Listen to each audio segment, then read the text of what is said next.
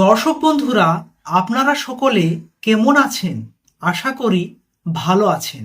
আমিও ভালো আছি। বর্তমানে আপনারা পঞ্চায়েতে বা ব্লক অফিসে কৃষক বন্ধু প্রকল্পের ক্ষেত্র সমীক্ষার যে ফর্ম সেটি ফিল আপ করে আপনাদের নিকটবর্তী পঞ্চায়েত বা ব্লক অফিসে জমা করে আসছেন এবং অনেকে আপনারা ভুল করছেন। এর জন্য কৃষক বন্ধু প্রকল্পের টাকা থেকে আপনারা বঞ্চিত হতে চলেছেন।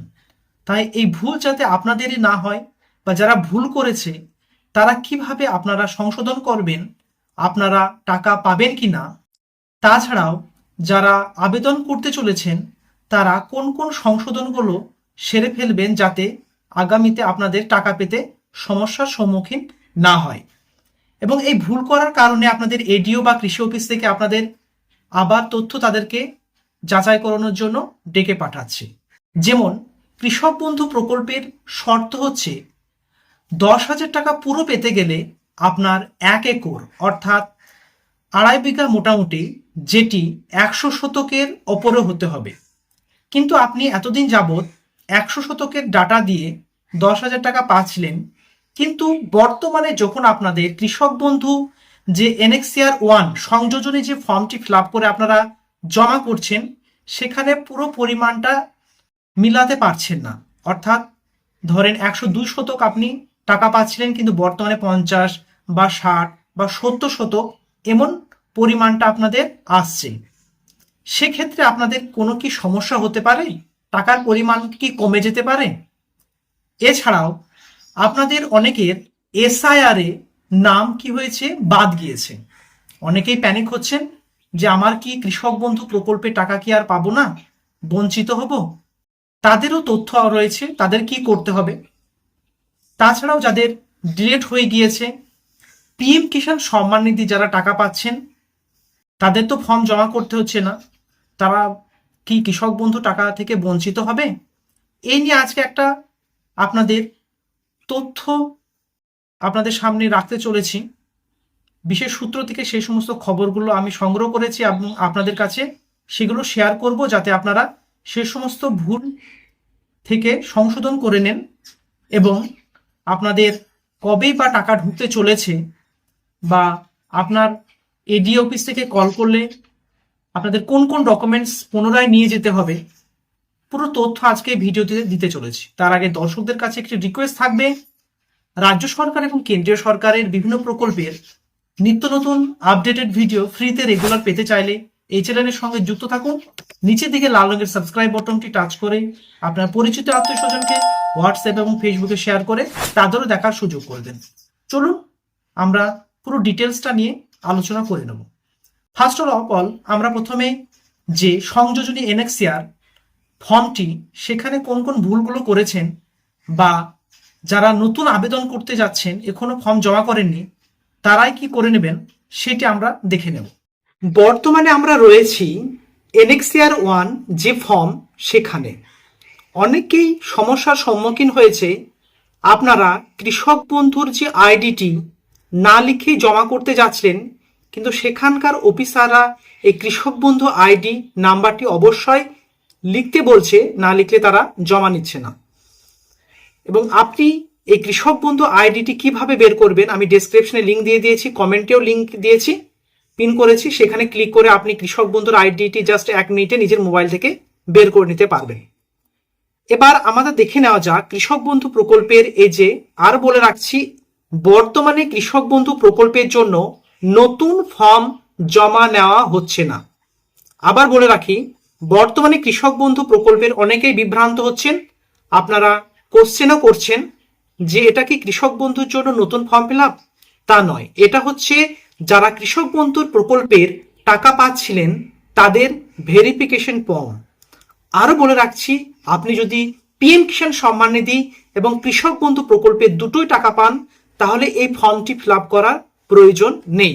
কেবলমাত্র যারা কৃষক বন্ধু প্রকল্পে টাকা পাচ্ছেন তারা এই ফর্মটি আপনার নিকটবর্তী পঞ্চায়েতে বা এডি অফিসে গিয়ে জমা করে দেবেন। এবার আমরা ফর্মে আসি। সর্বপ্রথম কৃষক বন্ধু যে আইডি, সেই আইডি নাম্বারটা অবশ্যই লিখবেন এবং যে সমস্ত অপশনগুলো আপনাদের সমস্যা হচ্ছে সেগুলোই কেবলমাত্র আজকে আলোচনা করব। দ্বিতীয়টি হচ্ছে আপনি বিবাহিত এবং আপনার হাজবেন্ড আছে, কিন্তু অনেকেই কি করছেন, তাদের পিতার নাম লিখছেন। এর ফলে আপনার যে আইডেন্টিটি অর্থাৎ আধার কার্ড বা ভোটার কার্ডে জায়গায় পিতার নামটি অনেক ক্ষেত্রে উল্লেখ নেই। সেক্ষেত্রে সমস্যা একটা হচ্ছে। তাছাড়াও আবেদন করার সময় আপনার হাজবেন্ডের নাম দিয়েছিলেন, কিন্তু বর্তমানে আপনি কি করছেন, পিতার নাম উল্লেখ করে দিচ্ছেন। এটা আপনি অবশ্যই কারেকশন করে নেবেন। তারপরে আপনাদের যে অপশনটি অবশ্যই এটি উল্লেখ রাখবে যে অ্যাপিক নাম্বার এসসি, এই যে 7 নাম্বারের অপশনটা, এটা অবশ্যই বলবেন, কারণ বর্তমানে এসআইআর এ নাম বাদ যাওয়ার জন্য যাদের নাম ডিলিট হয়ে গিয়েছে এবং অ্যাপিল করেননি, তারা যাতে এই সুবিধাটা না পান, সেই জন্য এটা কি হচ্ছে, তাদের ডিলিট করে দেওয়া হচ্ছে এই কৃষক বন্ধু প্রকল্প থেকে। আর যারা এসআইআর এর নাম আপনার এসছে, অ্যাপিলও করেছেন ট্রাইব্যুনালের জন্য, তাদের অবশ্যই বর্তমানে এখন পাবেন, কিন্তু ইন ফিউচারে কি হবে সেটা সরকার নোটিফিকেশন জারি করে দিয়ে আপনাদের যে কৃষক বন্ধু প্রকল্পের টাকা পাবেন কি পাবেন না তারা তখন জানিয়ে দেবে। কিন্তু বর্তমানে আপনি যদি অ্যাপিল করে থাকেন তাহলে কৃষক বন্ধু প্রকল্পের টাকা অবশ্যই পাবেন, যেমনটা হয়েছিল অন্নপূর্ণা ভান্ডারের ক্ষেত্রে। লক্ষ্মী ভান্ডার টাকা পাচ্ছিলেন, কিন্তু এসআরএ ডিলেট হয়ে গিয়েছিল। সরকার বলেছে বর্তমানে যেহেতু দেওয়া হবে ট্রাইব্যুনালে আবেদন যারা করেছেন। 8 নম্বরের দাগে যেটা এসআইআর WBLA 2026 ভোটারদের জন্য এডিএসএস তালিকাভুক্ত পাওয়া গেছে। এটা অনেকে বিভ্রান্ত হচ্ছেন, ইয়েস না নো করব। 8 নাম্বার দাগে আমি জুম ইন করে দেখাচ্ছি। এই যে 8 নাম্বার দাগটা, এখানে অনেকেই সমস্যা হচ্ছে যে কি হচ্ছে, আপনারা এখানে ইয়েস না নো করবেন সেটা বুঝতে পারছেন না। এখানে বলেছে যে আপনার এ অর্থাৎ অ্যাবসেন্ট, শিফটেড, ড্রাফটেড এইগুলো যদি হয়ে থাকে, বাদ চলে গিয়েছে, তাহলে আপনি ইয়েস করবেন। এক কথায় আপনার নাম যদি ডিলিট হয়ে গিয়েছে, ট্রাইব্যুনালে আবেদন করেছেন, তাহলে 8 দাগের অপশনে আপনারা অবশ্যই ইয়েস করবেন। তারপরে যে অপশনটা আসছে, আমি একটু জুম ইন করে দেখাচ্ছি যাতে আপনারা ভালোভাবে দেখতে পারেন এবং সমস্যা আপনাদের যাতে না হয়। ওকে, 8 নম্বরে যেটা 9 নম্বরে যেটা বলেছে পিএম কিষানের সুবিধা কিনা, হোয়েদার পিএম কিষান বেনিফিশিয়ারি ইয়েস আর নো।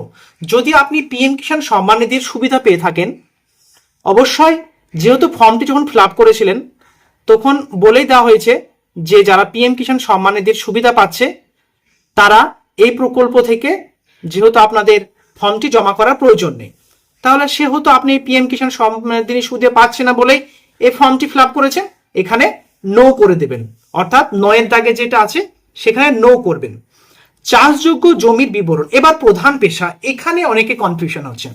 ধরেন একজন পুরুষ, 10 দাগেটা এরা, এখানে অনেকেই কমেন্ট করেছেন যে একজন মহিলা কৃষক বন্ধু প্রকল্পে আবেদন করেছে, সাধারণত সে কি হাউস ওয়াইফ, তার হাজবেন্ড কৃষি কাজের সঙ্গে যুক্ত, কিন্তু আপনার জমি আছে, তাহলে আপনি মহিলা এবং কৃষক বন্ধু টাকা পাচ্ছেন, তাহলে আপনি এখানে হাউস ওয়াইফ লিখলে চলবে না, আপনাকে এখানে কি লিখতে হবে, ফার্মার, কারণ হাউস ওয়াইফের এখানে অপশন দেয়নি। দেখুন এটা অনেকে ভুল করছে, সেই জন্য আমার তাদেরকে এটা সাহায্য করার জন্য আপনারা এখানে অবশ্যই ফার্মার লিখবেন বা কৃষক লিখবেন, কারণ আপনি একজন মহিলা যদি আবেদন করেন এবং সে যদি টাকা পেয়ে থাকে কৃষক বন্ধুর, এখানে অবশ্যই মহিলাটা কৃষক লিখবে, হাউস ওয়াইফ লিখবে না, কারণ এখানে পেশা জিজ্ঞেস করেছে। আপনার জমি আছে, সেক্ষেত্রে আপনি একজন কৃষক এর সুবিধা পাচ্ছেন, হাউস ওয়াইফের কথা এখানে আসবে না। তাছাড়াও আপনার যে সমস্ত অপশন দিয়েছে কেন্দ্রীয় সরকার, রাজ্য সরকার, তারপর সাংবিধানিক সংস্থা, আপনার যে পেশার সঙ্গে যুক্ত রয়েছেন সে পেশাটা আপনাকে উল্লেখ করে দিতে হবে। আবার রিপিট করছি, যে পেশার সঙ্গে সরকারি যদি পেনশন পান বা সরকারি কোনো কর্মচারী হন তাহলে এখানে উল্লেখ করে দেবেন। কিন্তু বর্তমানে যেহেতু বাছাই চলছে, সেহেতু যারা কৃষক, ন্যায্য যারা কৃষক, তারাই এই প্রকল্পের সুবিধাটি পাবেন। এরপর 11 নম্বরের কয়ের দাগে যেটা জিএল নাম্বার, আপনার যে এল নাম্বারটা খতিয়ানে পেয়ে যাবেন, খতিয়ান নাম্বারও পেয়ে যাবেন, দাগ নাম্বারও পেয়ে যাবেন আপনার যে পর্চা রয়েছে সেখানে, এবং চাষযোগ্য জমির পরিমাণ একরে লিখতে হবে।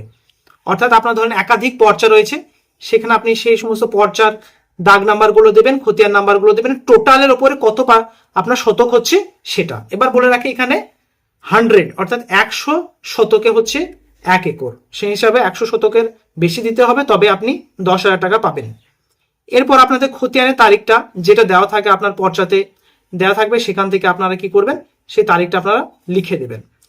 তারপরে যেটা হচ্ছে জমি দখলের ধরন, আপনি যদি ক্রয় করে থাকেন, কিনে থাকেন, বা আপনার বাবার কাছ থেকে ছেলে পেয়েছে বা বাবার কাছ থেকে মেয়ে পেয়েছে, তাহলে উত্তরাধিকারী সূত্রে আপনারা লিখবেন এটা।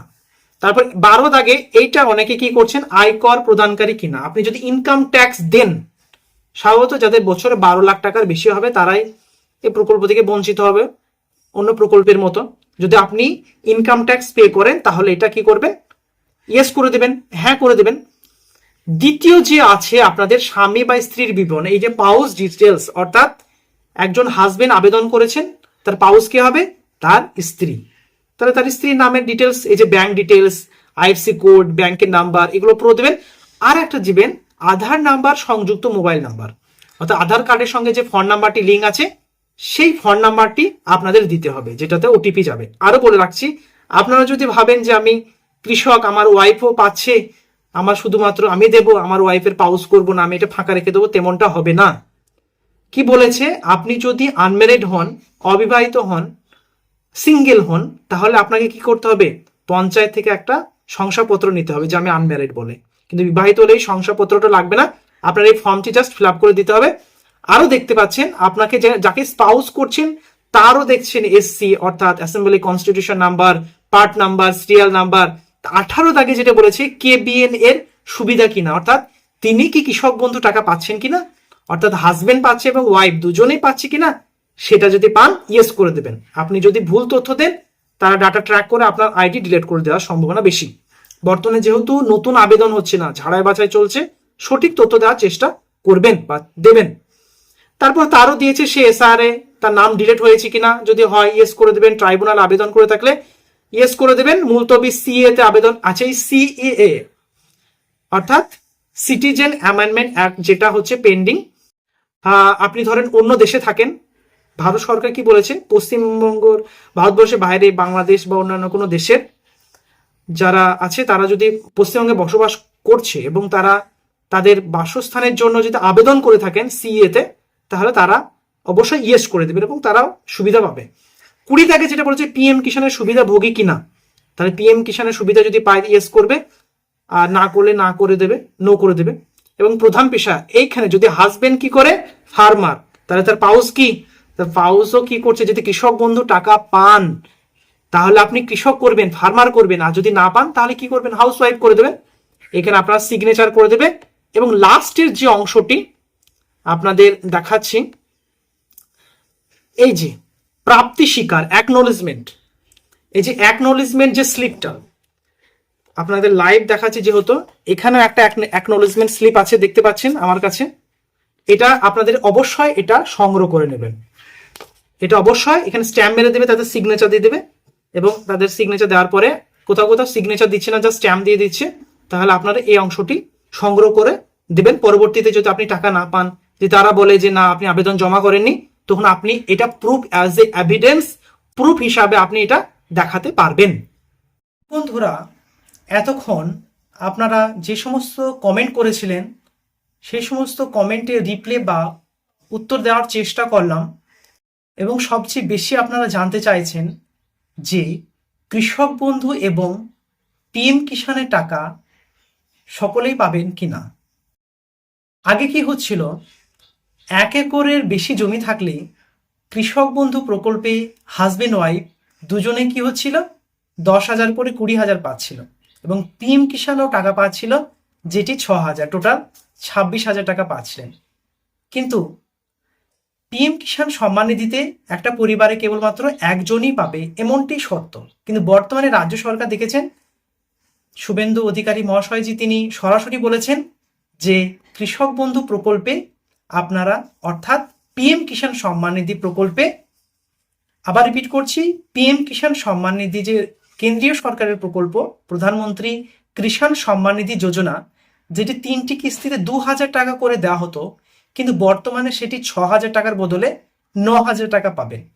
তাহলে পিএম কিষাণ সম্মান নিধি টাকার পরিমাণ বৃদ্ধি করে দিয়েছে। জয়লাভের পরে পরে, নতুন সরকার আসার পরে পরে লক্ষ্মী ভাণ্ডার 1,500 থেকে অন্নপূর্ণা ভাণ্ডার 3,000, মেয়েদের মুখে হাসি ফুটিয়েছে। এবার কৃষকদের হাসি ফোটানোর পালা। দেখা যাক সরকার কি করে। নিশ্চয়ই কৃষকদের পজিটিভ ভালো দিকটা কৃষকদের দেখার চেষ্টা করবে এবং সরকারের কাছে আমারও রিকোয়েস্ট থাকবে সকলের তরফ থেকে যে সরকার সহৃদয় হবে, 6,000-এর বদলে 9,000 করেছে এবং কৃষক বন্ধু এবং পিএম কিষাণ সকলেই যেন পান। এবং সেরকম যদি নোটিশ প্রকাশ হয় তাহলে এই চ্যানেলে আপনারা সেটি আপডেট পেয়ে যাবেন। এজন্য এই চ্যানেলের সঙ্গে যুক্ত থাকতে হবে নিচের দিকে লাল রঙের সাবস্ক্রাইব বাটনটি টাচ করে। আর একটা জিনিস, যেহেতু ভেরিফিকেশন চলছে, আপনারা এটা প্যানিক হবেন না যে কৃষক বন্ধু বন্ধ হয়ে যাবে কিনা। এই ভেরিফিকেশন যেহেতু এখানে বলেছে নতুন করে কৃষক বন্ধুর আবেদন চলছে না, যারা কৃষক বন্ধু টাকা পাচ্ছিলেন এবং অনেকে কি করেছেন ভুল করে আবেদন করে ফেলেছেন, তারাও টাকা পাচ্ছে এবং বিভিন্নভাবে সমস্যা হয়েছিল, সেগুলো বাছাই চলছে।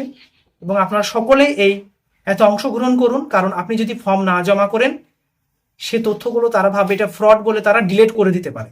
সো যত পরিমাণ জমি দিয়ে আপনার কাছে আছে, পর্চা আছে, সেটা দিয়ে আপনার ডকুমেন্টসের সঙ্গে জমা করে দেন। আর ফর্মটি না ফিল আপ করে থাকলে আমি ডেসক্রিপশন এবং কমেন্টে দিয়ে দিয়েছি, সেটি অবশ্যই দেখে নেবেন। কৃষক বন্ধু আইডি যদি নাও পেয়ে থাকেন কমেন্টে দিয়ে দিয়েছি, সেখানে ক্লিক করে পুরো ডিটেলসটা জেনে নেবেন। আশা করি কৃষক বন্ধু প্রকল্পে বা পিএম কিষাণ সম্মানে দিতে আপনাদের যাবতীয় যে প্রশ্নের উত্তর দেওয়ার চেষ্টা করেছি। এছাড়াও আপনাদের আরও যদি প্রশ্ন থাকে অবশ্যই কমেন্টে জানাবেন, আমি সে নিয়ে আরও তথ্য দিয়ে যাব। সো দর্শক বন্ধুরা, রাজ্য সরকার এবং কেন্দ্রীয় সরকারের নিত্য নতুন প্রকল্পের আপডেটেড ভিডিও ফ্রিতে রেগুলার পেতে চাইলে চ্যানেলের সঙ্গে যুক্ত থাকুন। নিচের দিকে লাল রঙের সাবস্ক্রাইব বাটনটি টাচ করে লাইক করে দেবেন, পরিচিত আত্মীয় স্বজনকে হোয়াটসঅ্যাপে ফেসবুকে শেয়ার করে তাদেরও দেখার সুযোগ করে দেবেন। Thank you very much, see you next video.